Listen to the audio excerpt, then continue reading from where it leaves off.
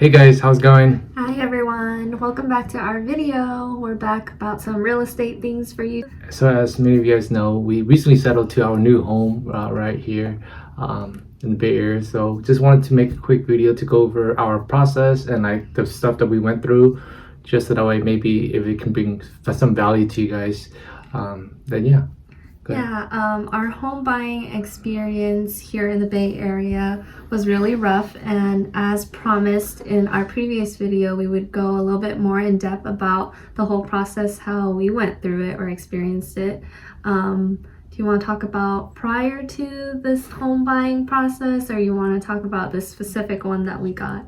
I don't know, it's up to you. Whatever you want to elaborate on. Let's build it up a little bit. So prior to this home, we put in quite a lot of offers for other homes, and I'd say it took us a little longer than half a year, right? Pretty much kind of elaborate is that in February we did almost get into an offer. We submitted it, but then we kind of like decided to change our mind and just move on from it. So kind of like, withdraw our offer. Yeah, I think it was because it was a little too early for us to really get the home and then move in. It was a little far out from our wedding date. And we said there's going to be like a lot for us to pay for. And then with the mortgage, that's still far from the wedding date. We decided not to go with it, but we were really close to getting that home. Yeah, so we pretty much we were like in the final offer negotiation phase, and then I had let the listing agent know that we decided to move forward with a different option and not proceed with the offer anymore. But yeah, it was a really good experience. But then fast forward to, I would say now around this time, I think summertime, we got really serious, and that was when it was really crazy. We would put in offers for a few homes, but we kept getting rejected. So in general, here in the Bay Area, of course, it's super competitive already, and more specifically, within the beginning of this year all the way until like summertime, which is still very, very hot. It's normal to have like extremely multiple offers, like let's say more than 10. We saw one that we really, really liked. It was like, it has a garage, it was the perfect price amount, but the thing was, when we knew about it, it was too late because we reached out to the agent and she said she already has a preemptive offer in hand and they are thinking about whether they should accept it or not. So basically, after we saw it, we're like, oh, we want to put in an offer, and then that agent saying, oh, don't put it in anymore. The owner decided to go with the preemptive offer because I guess he was like in a rush to move out in time, so he just went with that offer. So that's one tip for you guys. If you guys see a home that you guys like, you can put in a preemptive offer before the actual offer due date. The situation could be different for every owner. One owner could be like, I want to move out as soon as possible, so it might be a win-win for you. Some is just like, they only care about the money, so they'll wait till the offer due date and see who bids the highest. So that was one of our experience, and I was really sad about that home. I was just waiting for something to go on the market in that area again because I really like that home in that area. So of course we didn't get that one. We were pretty much like, okay, on to the next, and then pretty much we found a few other ones like a month or two later. And then this other one, the following one after that, there was another home after that, was like kind of like a fixer-upper, or we kind of like didn't put in like a really aggressive offer. So that home was really funny because we saw it and it was like old, and we were like, we have a high chance of getting this because who would want that old home anyways? And it was like a lot of work that you need to do, and we're at that point we're like, let's just put an offer in this one and see, because we might have a higher chance because it's so competitive in the Bay Area. And then we got beat out too. I mean, when you purchase or buy anything in pretty much real estate, it's very hyper local, right? So it's very dependent upon the specific area and then zip codes too. So and then after that, we didn't get that one. We're like, okay, it's not a big deal. But the thing was, it was because during that time we didn't really completely understand the whole non-contingency offer thing. And it was like risky for us if we were afraid to lose. And then no, because that home was a little bit older and it needed some more work. So that's why we didn't want to be super aggressive and waive everything. And that was a decision that we've made, because then like it was. You want to explain to them what non-contingency means, because that's gonna be something where they're like, what are you guys even talking about?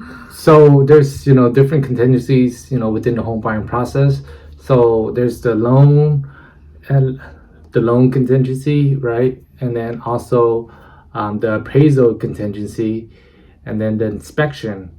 So obviously when you're purchasing a home, I would say here in the Bay Area, specifically Silicon Valley, most of the sellers would provide their own inspection reports already. So that means that prior to going on the market, they already did all of the inspection needed, right, for that property that you're buying. But check this out. One of the homes that we went to see, the realtor, the listing agent was like, we were asking for the inspection, and then he was like, you guys have to pay for your own if you're really interested in buying that home and want to know if there's anything wrong with it.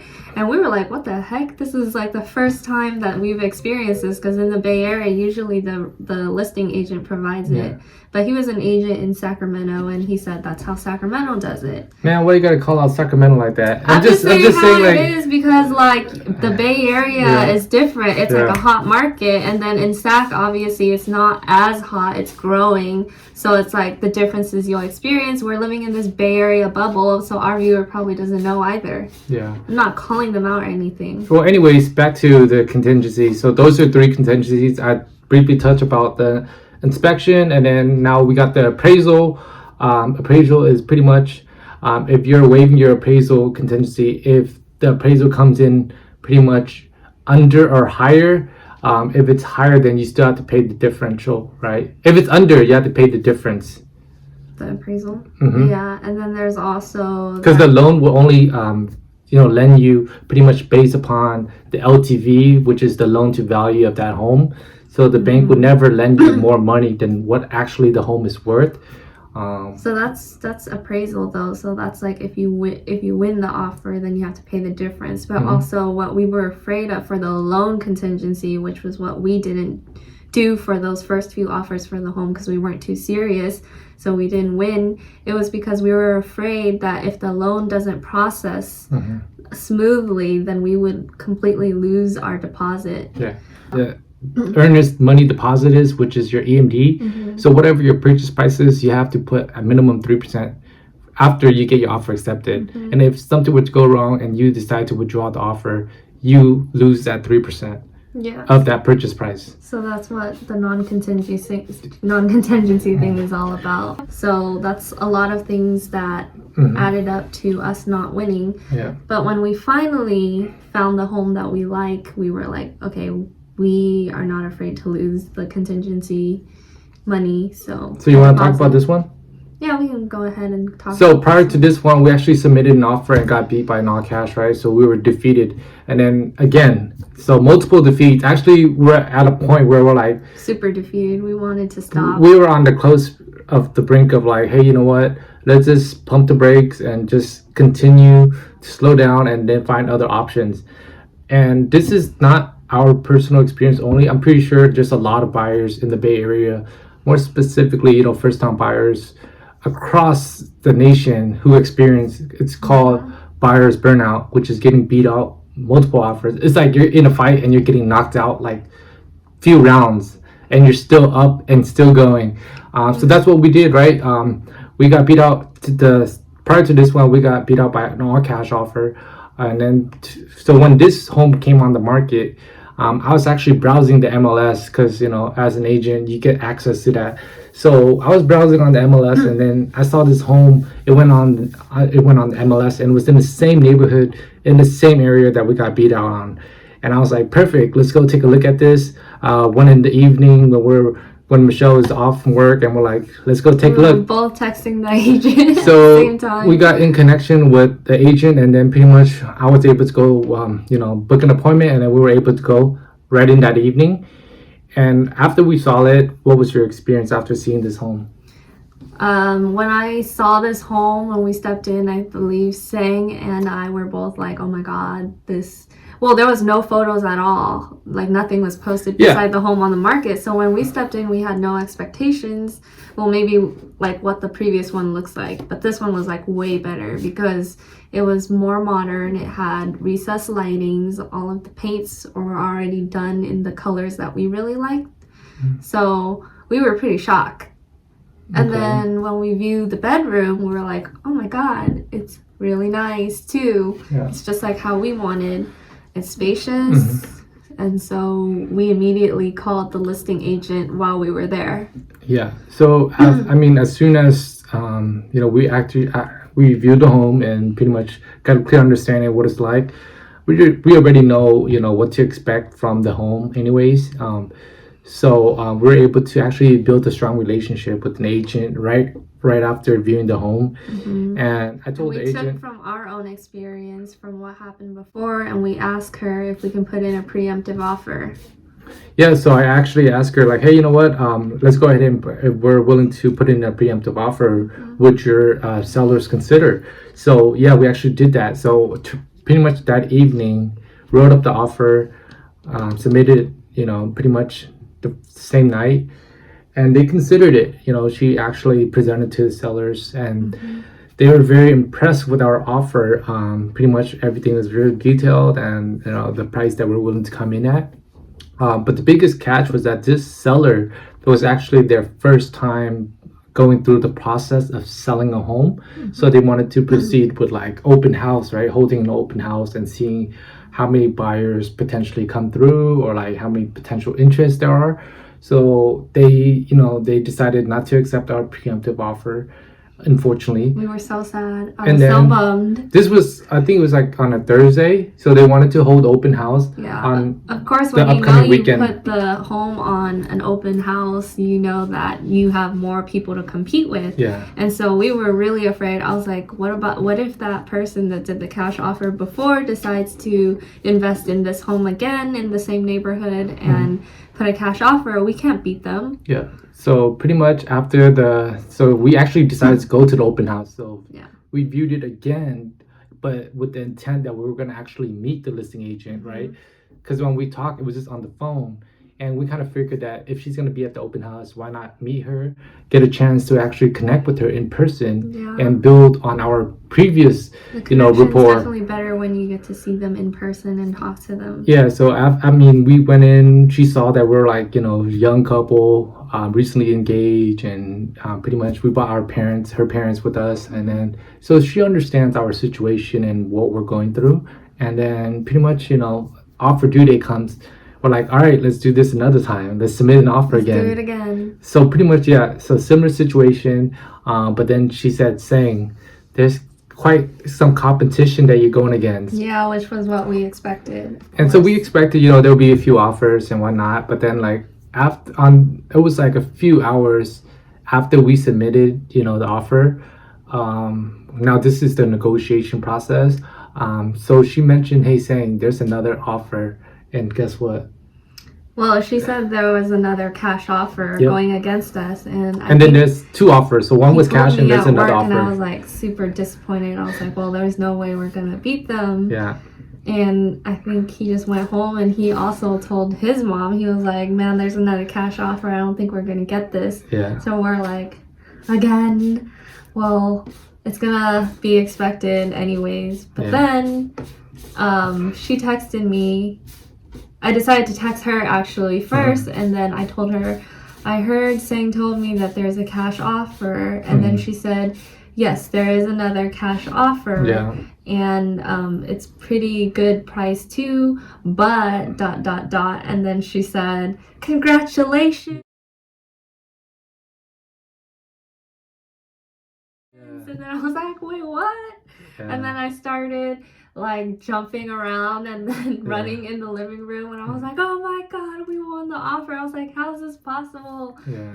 I was like, we beat a cash offer. Yeah, so afterwards, we were super excited about this process and just getting the offer accepted, and that's just the first stone, right? And then once you get the offer accepted, right, you go through the whole process of escrow, and that's even more anxiety, because now it's like there's so much stuff that can come up through the escrow process, because now you have to wait for your loan to process all of the documents, But after 30 days of all of that, we were able to close and get our keys and just celebrate. But what we took from that was pretty much persistence and being able to build a strong relationship with the agents, right? And this is what I would recommend if anyone that's looking to get started or like need help, which is, you know, you have to be able to build relationship with the listing agent, but also be able to separate yourself, right, from other competition. Because the thing is, there's going to be so many buyers, right? But then if you're not able to build a strong relationship and make yourself stand out, like what we did, like what we did, right? We're able to build relationship from the very first day we saw the home all the way through to offer getting accepted, which is building key relationship. My takeaway was that if you fall 7 times, stand up 8 times, which is what we did. Also learn from your previous experience. We learned from our previous experience about preemptive offer. We learned about non-contingency.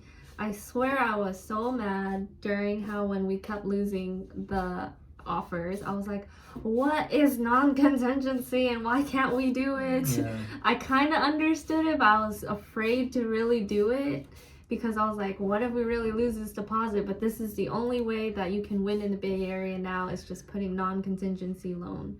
And I think that we've been both with our jobs for more than 2 years. We've been there for like 4 years, and we were still afraid that the loan wouldn't like fully process, so we were afraid of losing the deposit money. So honestly, that's another thing. No, because we had a serious question because we're about to get married. We're like, okay, if something were to go south, right, we're gonna lose this deposit, and are you okay with losing that? So we had to have that conversation. And in anything that you're doing in a big purchase like this, you want to always have an honest like conversation with your spouse, your partner, like, hey, if something goes wrong, are you okay with losing that money? Because whatever, losing that deposit. So I mean, we thought about it. For them is that if you have been with a job for a really long time, more than 2 years, and you really want something in the Bay Area like what we go through, then go for it. Yeah, because you'll probably be fine. Yeah. But if you're like contractor or consistently change your job within a different field, don't take that risk and don't blame it on us. But honestly though, it's who you work with that matters, right? So if you have questions or need help with anything, you know, feel free to reach out. We'll be more than willing to help. But again, it's definitely a long process, but it's definitely rewarding, right? For us. And then this is our first, you know, experience. We learned so much throughout this experience about the home buying process. All right, guys, hope you guys enjoyed this video of us going into our process and the whole detail. So yeah, thanks for watching. Make sure you subscribe, like, and share our videos. Bye. Go ahead.